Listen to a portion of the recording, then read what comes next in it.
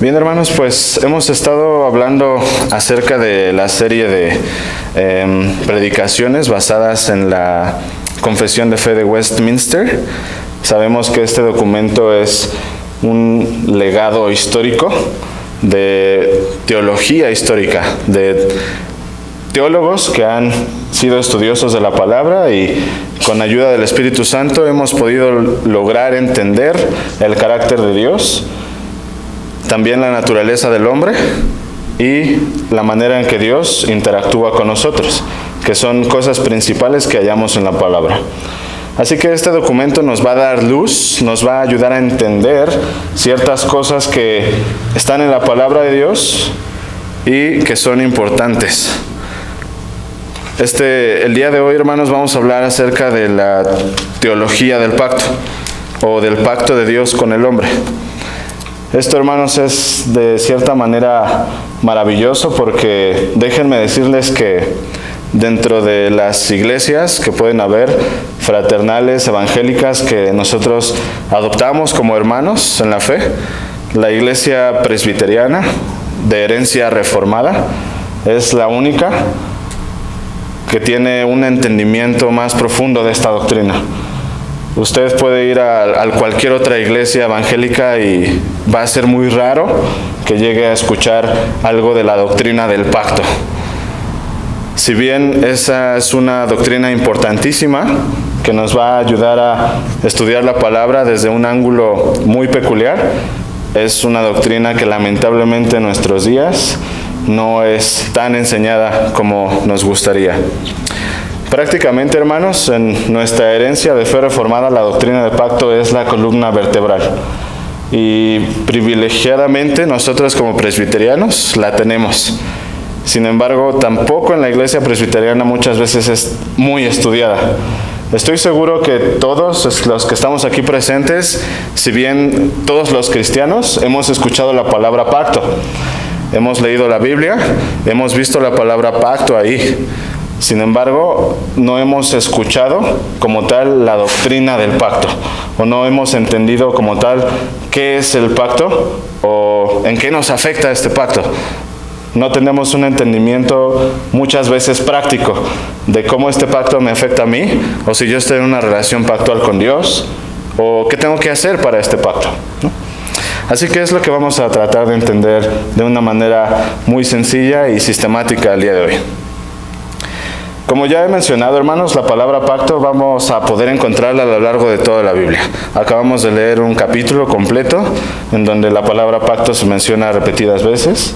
Estamos hablando del pacto de Dios con Abraham y sabemos que este no es el primer pacto que hay en la Biblia. También podemos ir antes, por ejemplo, y ver cómo la Biblia establece Dios un pacto, por ejemplo, con Noé.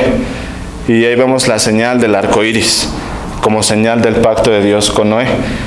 En Abraham vamos a ver que cuando Dios establece un pacto con él, hay también una señal ahí, que es la circuncisión. También más adelante, cuando Dios establece pacto con Moisés, vamos a ver que es cuando el Señor le da la ley a su pueblo.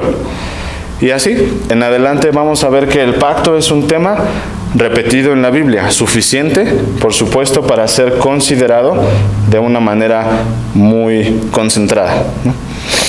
Así que vamos a empezar por esto. La palabra pacto está en repetidas ocasiones en la Biblia, es un tema muy importante y vamos a tratar de entenderlo desde un aspecto general. Nosotros cuando hablamos de un pacto, hermanos, podemos entender fácilmente, ¿no? ¿Qué se nos viene a la mente? Un pacto es un acuerdo, un convenio, un tratado, un contrato, en las que interactúan dos o más partes. Un pacto es simplemente aquello que dos o más partes convienen entre sí para lograr algo o para hacer algo. Y esas partes establecen las condiciones de ese convenio. Y para que ese convenio se cumpla, estas condiciones, pues tienen que estar en acuerdo con las partes que convienen de ese pacto, o de ese tratado, de ese contrato. En nuestro día a día, hermanos, nosotros hacemos más pactos de lo que creemos. Simplemente al entrar a un trabajo, tenemos un contrato. Nosotros establecemos un pacto con la empresa que nos contrata, donde hay términos de por medio que se tienen que cumplir para que esa relación laboral exista. Otro ejemplo, el matrimonio. Cuando nosotros nos damos en matrimonio, hacemos un mutuo acuerdo con la persona con la que nos casamos y hacemos votos en ese matrimonio y establecemos una relación de pacto que se deben de cumplir ciertos lineamientos para que esa relación matrimonial se convenga. Otro ejemplo, el gobierno y la sociedad. El gobierno va a establecer ciertos lineamientos, la sociedad también elige a sus dirigentes con ciertas especificaciones y se puede decir que en estas dos partes se convienen un tratado o acuerdos, la Constitución, en la que el gobierno va a regir sobre la sociedad. Así que en nuestro día a día hay pactos de todas formas y maneras. El ser humano basa su relación consigo mismo a través de pactos, tratados, convenios, contratos. Y algo muy interesante es que esto está basado, por supuesto, porque Dios establece una relación de pacto consigo mismo y una relación de pacto con el hombre. Así que la naturaleza de nuestros pactos, hermanos, están precisamente derivados en que la naturaleza de la relación de Dios con el hombre está basada en pacto. Ahora vamos a tratar de entender eso. Como lo mencioné al principio, la palabra va a dar luz a tres aspectos muy importantes. El primero es saber quién es Dios. El segundo es saber quién es el hombre. Y el tercero, saber cómo Dios interactúa con el hombre. Estas tres cosas van a dar luz precisamente a esta doctrina del pacto. En términos teológicos, precisamente en documentos como la Confesión de Westminster, vamos a ver que a través de la teología histórica hemos podido determinar o especificar términos teológicos que nos ayudan a comprender la estructura doctrinal de nuestra iglesia y nos ayuda eso, a su vez, a nuestra relación con Dios. Así que hoy vamos a ver tres términos teológicos que nos ayudan a entender esta doctrina del pacto. Que ya vimos más o menos que tenemos un entendimiento de qué es el pacto y ahora vamos a definir qué es el pacto en la Biblia. Por supuesto, nos interesa saber cómo es que Dios define el pacto, no cómo nosotros podemos llegar a entender el pacto por nosotros mismos, sino cómo Dios define un pacto y cómo lo lleva a cabo. Así que tres términos teológicos el día de hoy, hermanos. El primero es el pacto de redención, el segundo es el pacto de obras y el tercero es el pacto de gracia. Al final vamos a ver cómo estos tres términos van a estar juntamente en armonía para un entendimiento teológico general del tema. Sin embargo, para valernos de estos términos que teólogos se han encargado de establecer, vamos a hacer especificaciones muy puntuales entre estos tres para que podamos entender cómo se derivan y a qué nos llevan. El primero es el pacto de redención. El pacto de redención, hermanos, estos tres términos van a ser los que se ven a través de la Biblia, desde Génesis hasta Apocalipsis, ¿no? Es lo que la Biblia nos declara, lo que el Señor nos ha dejado. Y el primero es el pacto de redención. El pacto de redención, hermanos, nos va a alumbrar precisamente cómo Dios interactúa consigo mismo. El pacto de redención nos ayuda a entender que Dios es eterno. Dios estaba consigo mismo en la eternidad pasada, desde antes de la creación. Sabemos que Dios en sus tres personas, siendo uno solo, Dios Padre, Dios Hijo, Dios Espíritu Santo, conveniendo consigo mismo desde la eternidad pasada, glorificándose a sí mismo. Podemos imaginarnos con un muy grande esfuerzo, hermanos, a Dios, glorificándose a sí mismo en la eternidad pasada, no necesitando de nada. Dios en su propia gloria, Padre, Hijo, Espíritu Santo, glorificándose a sí mismo en una relación perfecta trinitaria en la eternidad pasada. Y el pacto de redención es ahí donde toma lugar. Es muy importante, hermanos, saber que el pacto de redención se llama así porque Dios pactó consigo mismo desde la eternidad pasada la redención del hombre. Esto es algo muy importante. Por ejemplo, Juan 3:16. Es un versículo que todos nos sabemos casi hasta de memoria, ¿no? De tal manera Dios amó al mundo que envió a su Hijo unigénito para que todo aquel que en él cree no se pierda, mas tenga vida eterna. Sabemos que Dios amó al mundo desde mucho antes de que el mundo fuera fundado. Y Dios envió a su Hijo para que todo aquel que en él cree no se pierda, mas tenga vida eterna. Así que Dios en la eternidad pasada pactó esto. Es muy importante decir, hermanos, que Dios no estuvo actuando conforme pasaban las cosas, ¿no?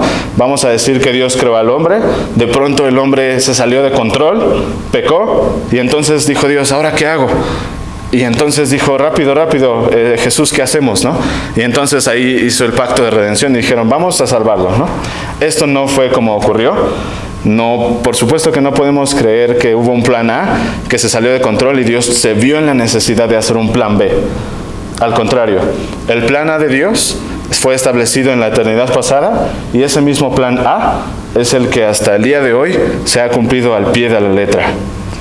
Así que el pacto de redención ilustra a Dios haciendo pacto consigo mismo acerca de la redención del hombre.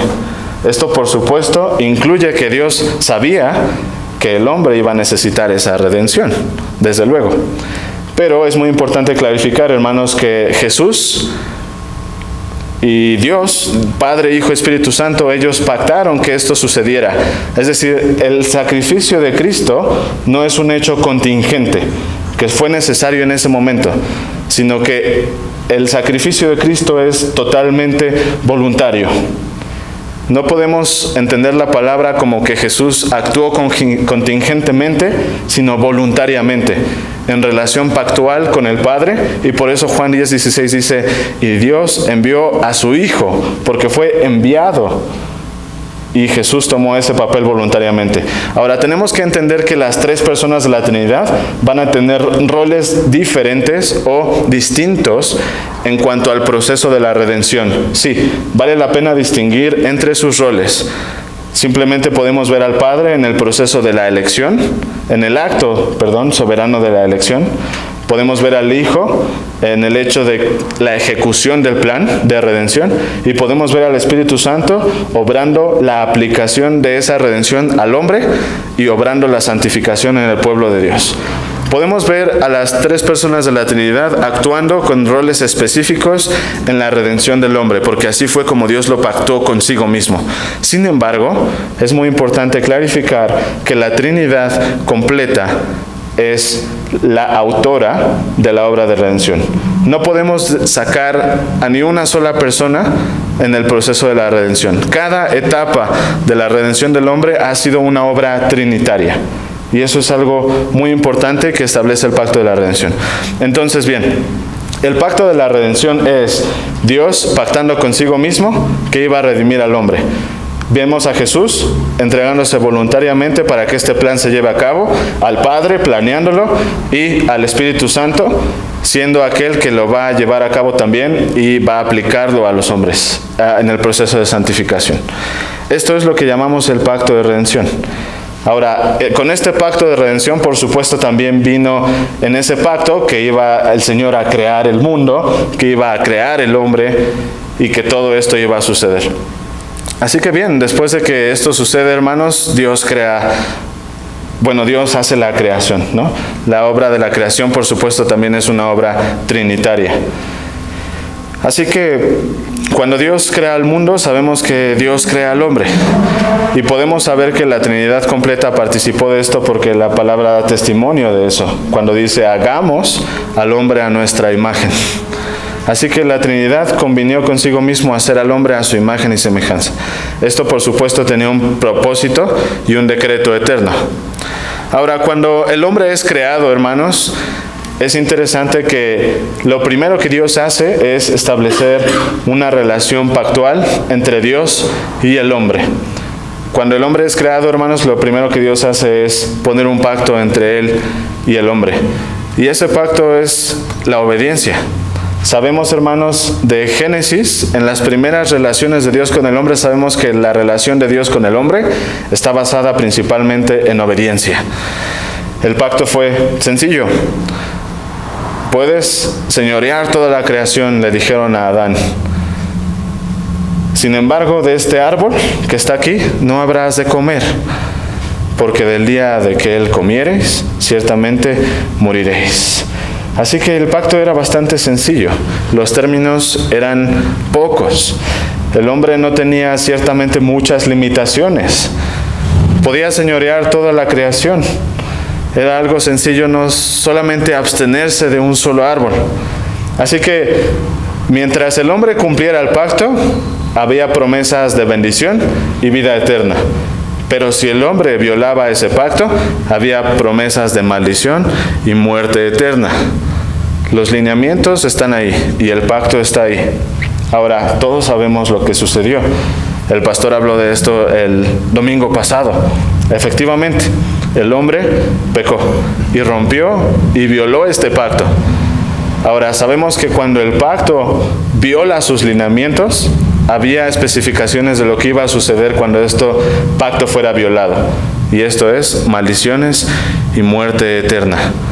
El Señor lo dejó muy claro. Este es lo que llamamos el pacto de obras, hermanos. Ciertamente el pacto de Dios con el hombre estaba basado en la obediencia del hombre. Básicamente que el pacto se cumpliera o no, estaba basado en las obras del hombre, ¿no? Ahora, hay teólogos que dicen que simplemente el hecho de que Dios ofreciera al hombre la oportunidad de tener sus bendiciones de vida eterna, esto ya era gracia, ¿no? Y por supuesto que sí, no tenemos ningún desacuerdo en eso. El simple hecho de que Dios haya dado la oportunidad a una criatura de participar de sus bendiciones y estar en su presencia, esto ya era gracia. De por sí, esto ya era gracia. Entonces, sabemos y creemos que la relación del hombre con Dios desde el principio estuvo basada en la gracia de Dios. La gracia de Dios ha sido eterna. La gracia de Dios no tiene un comienzo y por supuesto que tampoco tendrá un final. Simplemente el hecho de que el hombre ha sido creado por Dios y tenga la oportunidad de estar en su presencia, eso ya era gracia. Sin embargo, el pacto, para poder hacer una distinción, estaba basado en las obras, en la obediencia del hombre. Ahora, vamos a hacer un pequeño paréntesis aquí, antes de seguir con la explicación. Este pacto de obras, hermanos, sabemos que fue violado y Adán fue nuestro representante legal corporativo. Es decir, en el hecho en el que Adán violó el pacto, ese pacto fue violado con toda la humanidad posterior después de Adán. Por lo tanto, aunque existe el pacto de gracia, hermanos, no podemos decir que el pacto de obras ha terminado. En otras palabras, cualquier hombre, el día de hoy, cualquier hombre o mujer, el día de hoy está bajo el pacto de obras. Lamentablemente, este pacto ha sido violado, por lo cual cualquier hombre creyente o no creyente está bajo este pacto. La única diferencia, hermanos, lo va a hacer el pacto de gracia, que para allá vamos. Un momentito.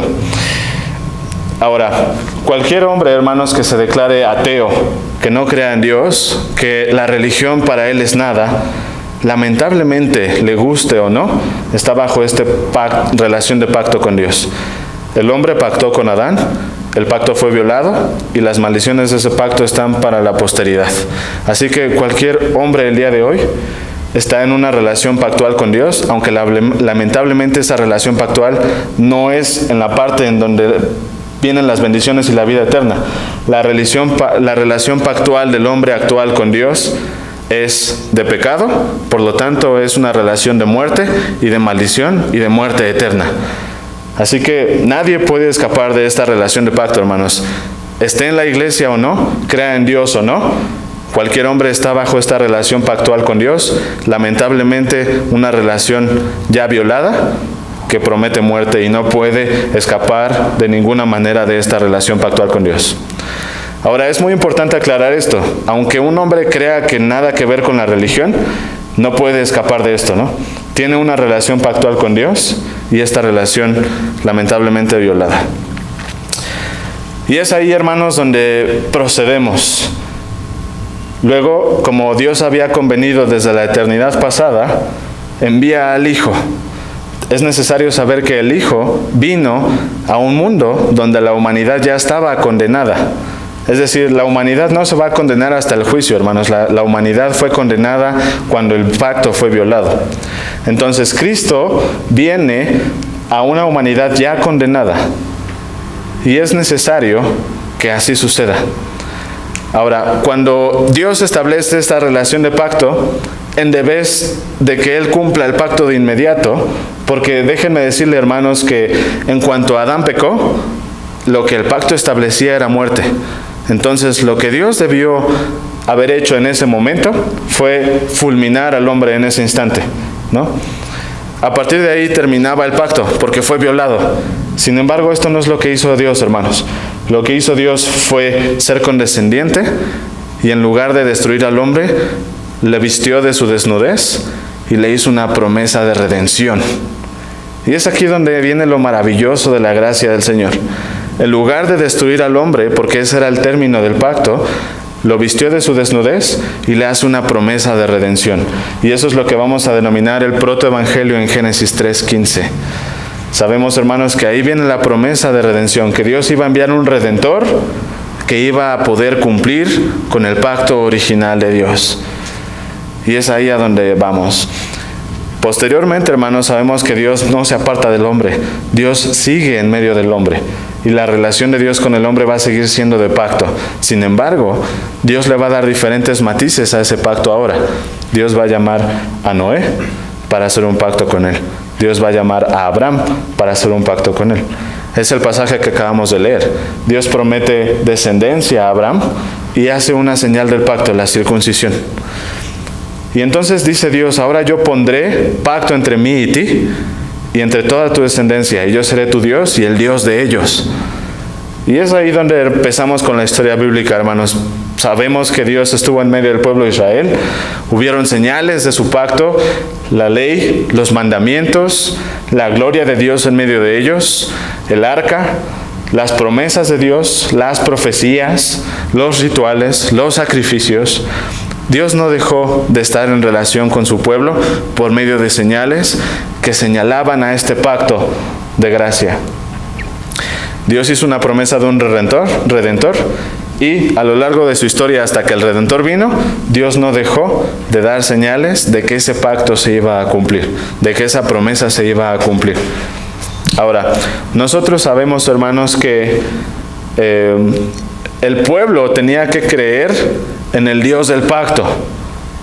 Y ese Dios del pacto estaba poniendo señales de su pacto. Ahora, el pueblo tenía que dirigir su visión hacia el pacto por medio de las señales. No tenía que dirigir su visión precisamente a las señales, porque las señales apuntaban a algo. Así que el pueblo, de cierta manera, tenía que tener fe en lo que señalaban y no tanto en la señal. Y es por eso, hermanos, que por ejemplo el apóstol Pablo nos explica que la fe de Abraham le fue contada por justicia, porque Abraham creyó a Dios. Abraham pudo haberse preguntado, bueno, ¿y esta circuncisión que me pide, Señor, en qué me ayuda? ¿No? En cortar parte de mi cuerpo. Esto en realidad no afecta en mi salvación, ¿no? Era una señal del pacto. Abraham no creyó en la señal, sino en el Dios de la señal. Así que vamos a ver, hermanos, que estas señales, tanto en el Antiguo como en el Nuevo Testamento, nos van a ayudar a entender el pacto que Dios establece con el hombre. Nosotros podemos preguntarnos, hermanos, la Biblia se divide en dos grandes secciones, Antiguo y Nuevo Testamento. La palabra testamento bien podría ser quitada y poner en vez de ella la palabra pacto. Nosotros podemos decir Antiguo Pacto y Nuevo Pacto. Sin embargo, nos vamos a preguntar, ¿cómo es que las personas del Antiguo Testamento podían llegar a ser salvas? Podemos decir, estas personas nunca conocieron a Cristo. No lo vieron en persona, no escucharon sus enseñanzas, no vieron sus milagros. Y es por eso que estaban las señales del pacto ahí. Permítanme leerles, hermanos, una parte de nuestra confesión de fe de Westminster que habla al respecto. Lo voy a leer tal como está. Dice así: Este pacto, el pacto de gracia, era ministrado de un modo diferente en el tiempo de la ley y en el del Evangelio. Bajo la ley se ministraba por promesas, profecías, sacrificios, la circuncisión, el cordero pascual y otros tipos de ordenanzas entregados al pueblo judío. Y todos señalaban al Cristo que había de venir y eran suficientes y eficaces en aquel tiempo por la operación del Espíritu Santo para instruir y edificar a los elegidos en fe en el Mesías prometido, por quien tenían plena remisión de pecado y salvación eterna. A este pacto se le llama Antiguo Testamento. Bajo el Evangelio, cuando Cristo, la sustancia, fue manifestado, las ordenanzas por las cuales se ministra este pacto son la predicación de la palabra, la administración de los sacramentos, el bautismo y la cena del Señor, y aun cuando son menos en número y ministradas con más sencillez y menos gloria exterior, sin embargo, en ellas el pacto se muestra a todas las naciones, así a los judíos como a los gentiles, con más plenitud, evidencia y eficacia espiritual, y se le llama Nuevo Testamento.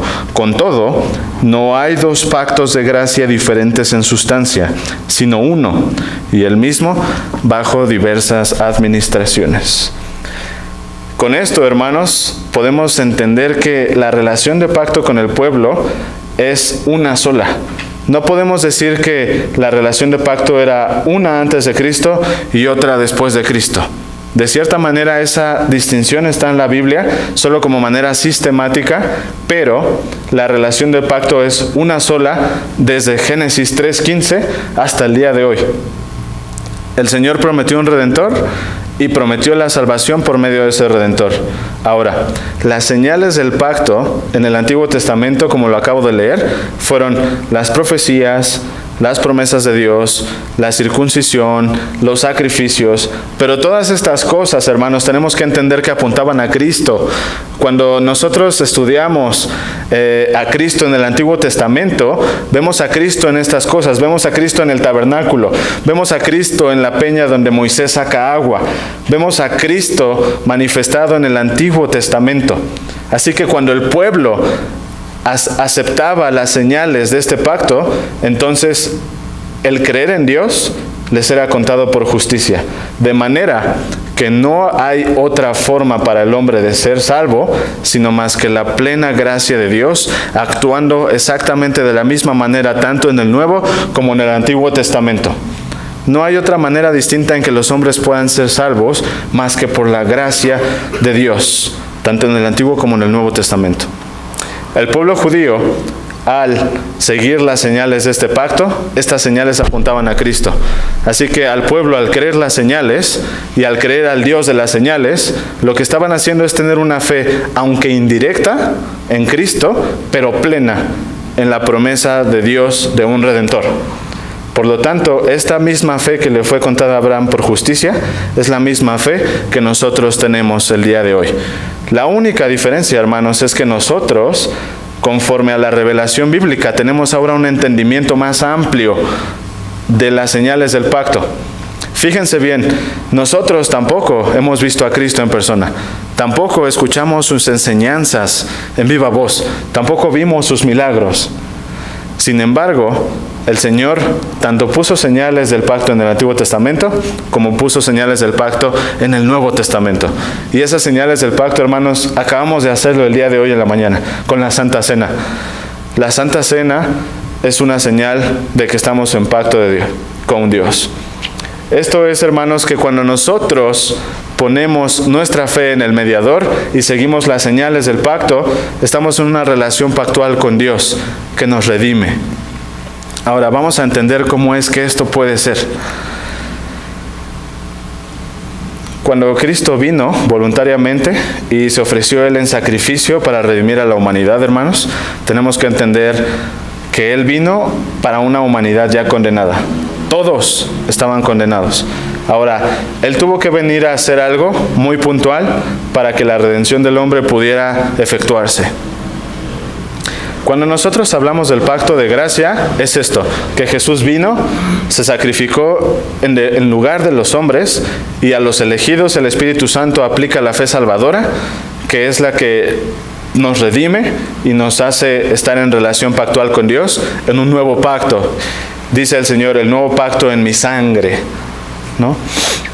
Así que esto es lo primero que debemos entender. El pacto de gracia es esto, que Jesús hizo lo que el hombre no pudo hacer para que nosotros pudiéramos ser partícipes de un pacto con Dios sin que la relación entre Dios y nosotros fuera enemistad y muerte, sino más bien unión con Cristo y vida eterna.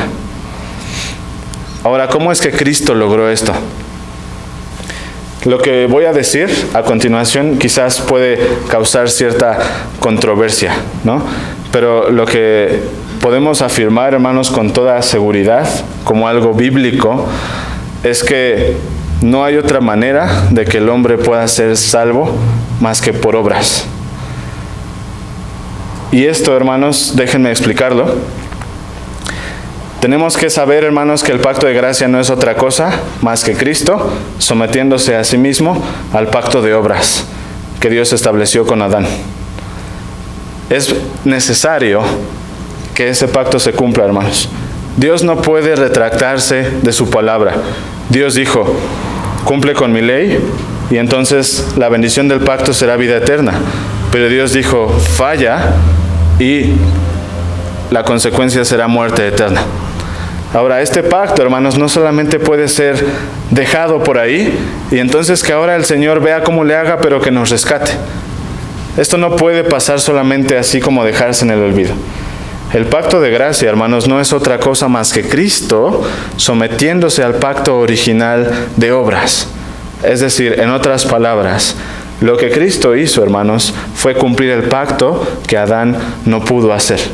Mientras Adán desobedeció y violó el pacto, lo que Cristo hizo, por el contrario, fue tener una completa y perfecta obediencia a la ley del Señor para ganar las bendiciones del pacto. Lo que Adán ganó en su desobediencia fue la maldición del pacto. Lo que Cristo ganó por su obediencia fue la bendición del pacto. Y ahora tenemos estos dos matices del pacto. Mientras Adán nos condenó a todos por su desobediencia, Cristo nos redime por medio de su obediencia. Es por eso que decimos que somos salvos por obras, pero no por las nuestras, sino por las de Cristo. Por supuesto que nosotros de ninguna manera por nuestras obras podríamos ser salvos. Ya lo demostró Adán y lo demostramos cada uno de nosotros. Desobedecemos la ley de Dios y lo único que nosotros merecemos es una relación pactual con Dios de maldición y muerte eterna. Sin embargo, las obras perfectas de Cristo son las que lo convierten en el perfecto mediador para que el hombre pueda tener una relación nueva de manera de pacto, pero con las bendiciones y la vida eterna que ese pacto ofrece. Por eso decimos que somos salvos por las obras de Cristo. Nosotros somos salvos por gracia, porque esas obras Dios nos las cuenta por justicia a nosotros. Pero son las obras de Él las que hacen que el pacto se cumpla. Y es por eso que Pablo explica en Romanos. Vamos, hermanos, a Romanos capítulo 4. Romanos capítulo 4, en el verso 12, donde Pablo nos va a explicar precisamente esto. Dice de la siguiente manera: por tanto, como el pecado entró en el mundo por un hombre, y por el pecado la muerte, así la muerte pasó a todos los hombres por cuanto todos pecaron. Esto nos explica la relación pactual que tiene el hombre con Dios por la transgresión de Adán. Como por un hombre entró el pecado y por el pecado la muerte. Y ahora, hermanos, en contraste, vamos al versículo 18, que dice así: así que, como por la transgresión de uno vino la condenación a todos los hombres, de la misma manera, por la justicia de uno vino a todos los hombres la justificación de vida. Porque así como por la desobediencia de un hombre los muchos fueron constituidos pecadores, así también por la obediencia de uno los muchos serán constituidos justos. Y esa es la base, hermanos, de la relación pactual de Dios con el hombre. Hasta aquí, lo que vamos a ver, hermanos, en los 3 términos teológicos los que les di, son simplemente distinciones. Pero, ojo, quiero hacer una aclaración, no existen 3 pactos diferentes. Como lo dije, no existe un plan A que falló y vino el plan B. No existe un pacto que falló y entonces ahora viene otro pacto que lo tiene que arreglar. El pacto de Dios de redención que hizo desde la eternidad pasada es el único que ha obrado desde la eternidad y el que está en operación bajo su gracia desde Génesis 3:15. Así que es un solo pacto, hermanos. Lo que Dios pactó consigo mismo es lo que está llevando a cabo en la historia. El hombre falló en el pacto, Cristo cumplió con el pacto por medio de sus obras y de su obediencia. Es que las bendiciones del pacto se adueñan, más bien Cristo se adueña de las bendiciones del pacto por su obediencia. Esto era necesario que se cumpliera. Dios no podía dejar un pacto así nada más en el olvido. Ahora, esto, hermanos, es como el pacto de obras se cumple. Cristo, por su obediencia, gana las bendiciones de ese pacto. Y por esas bendiciones es que en nuestra unión con Cristo somos copartícipes de la herencia del pacto. Ahora vamos a analizar el pacto desde una perspectiva bíblica. Nosotros, hermanos, si hablamos del pacto en términos técnicos, vamos a decir que el pacto tiene diferentes partes. Parte número 1, el testador. El testador es aquel quien conviene en el pacto, ¿no? El testador y los herederos. Estas son las 2 partes en las que convienen en un pacto. El testador, de cierta manera, es el dueño de la herencia, el dueño del legado. Así que ahí viene el tercer parte del pacto. Entonces ya tenemos testador, herederos y herencia, ¿no? El testador y los herederos son los que convienen en el pacto y la herencia es lo que está en juego. Y ahora también vamos a ver que existe un método de instrumentación o lo que se llamarían los lineamientos del pacto. Estos son las condiciones para que el pacto entre las 2 partes convenientes se cumplan. Y en la Biblia podemos ver que estas partes del pacto se dan en la Biblia. Pero vamos a tener que hacer una aclaración muy importante, hermanos. En la teología bíblica, cuando estudiamos la teología del pacto, nosotros tenemos que entender que los pactos que Dios hace con el hombre son monergísticos.